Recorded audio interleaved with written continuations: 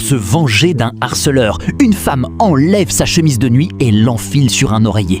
Elle plante alors une vingtaine de coups violents dans l'oreiller. Ensuite, elle prélève 1 kilo de sang sur elle-même, en verse directement la moitié par terre, puis dépose une goutte sur le sol, devant la porte.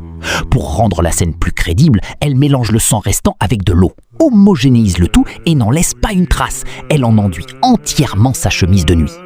Une fois tout cela fait, elle se rhabille avec sa chemise de nuit et se recouche sur le canapé. Une seconde avant que l'homme ne pousse la porte, elle retient son souffle et fait la morte.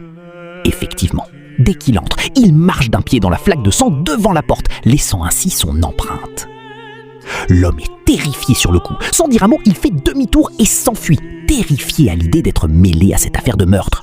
Il croit qu'en prenant la poudre d'escampette, tout est réglé.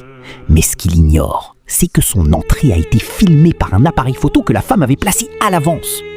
Aussitôt après, elle utilise la fonction retardateur pour se prendre en photo, donnant l'impression qu'elle est morte de façon violente. Elle arrache un cheveu de sa tête et le dépose délicatement au bord de la flaque de sang, puis photographie frénétiquement toute la pièce.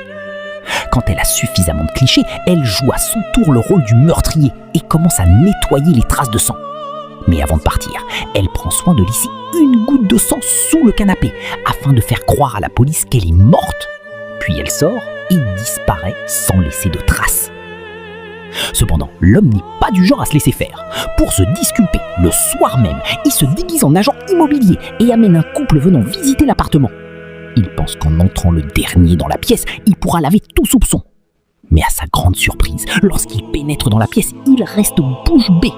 La femme qui était allongée sur le canapé le jour même a disparu et les traces de sang au sol ont été entièrement nettoyées.